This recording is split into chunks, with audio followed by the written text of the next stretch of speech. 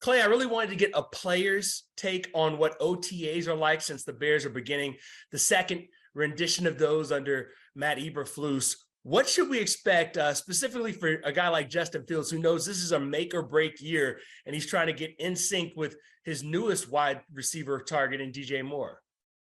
So the offseason is pretty interesting as from a player's perspective, because there's three phases.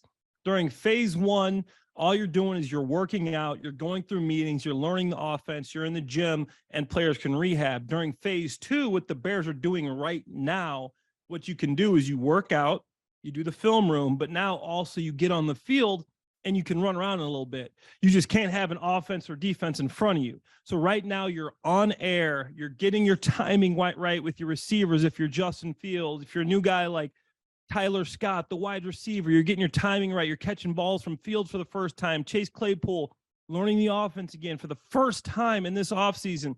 And then coming up next week, you're starting the phase 3 OTAs when you actually get to play with the defense across from you. It's not full contact, but you do have the defense across from you and you're actually playing real football, minus the whole tackling thing. But yeah, that's how it goes. Yeah, it was a little too intense for the Bears last year. If you remember, they lost one of their practices because they were doing a little too much.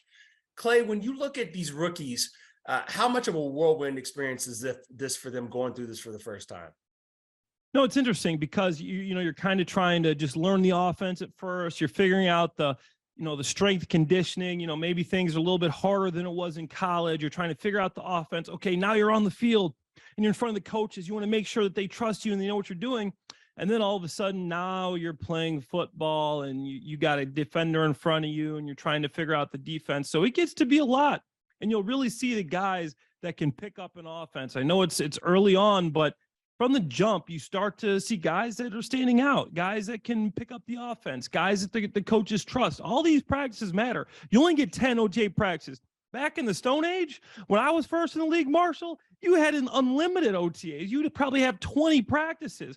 It was just OTA after OTA. Now you only get 10. So it makes these practices that much more important for these players.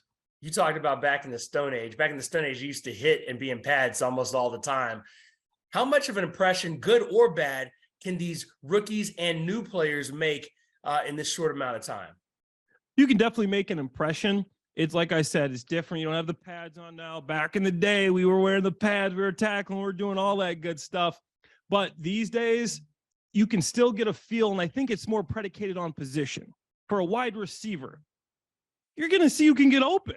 Not much changes. You're not tackling these guys. You're going to see who can get open and who can catch the football.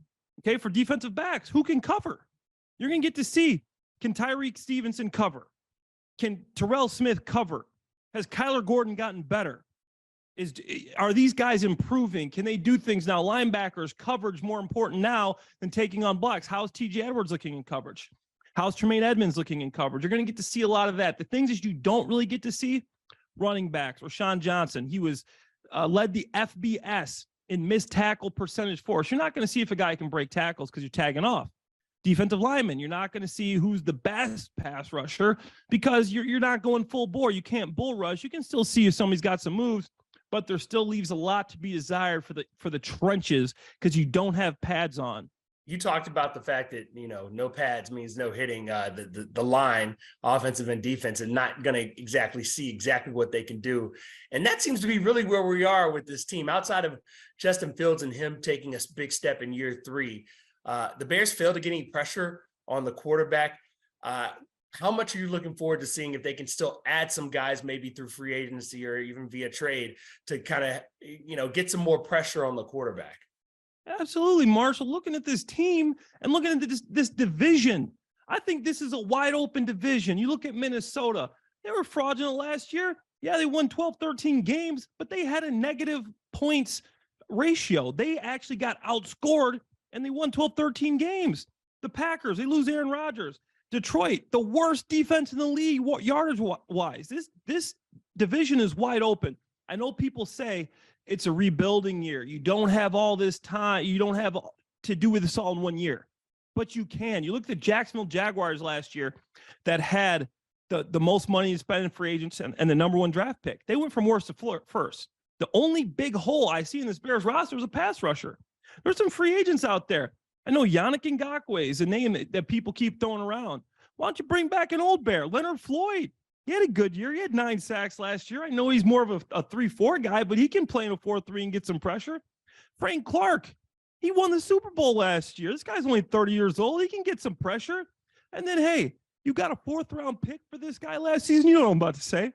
Bring him back. You got the 4th-round pick. He was still playing. Robert Quinn. Robert Quinn looked a little bit cooked, Clay. No, he was getting double teamed a lot. He can still play a little bit. You got the 4th-round pick, then you bring him back for nothing, a little rental, and you get Roshan Johnson out of that 4th-round pick. Hey, there's still some defensive ends out there that can get some pass rush. And I think if you were further away, maybe you wait.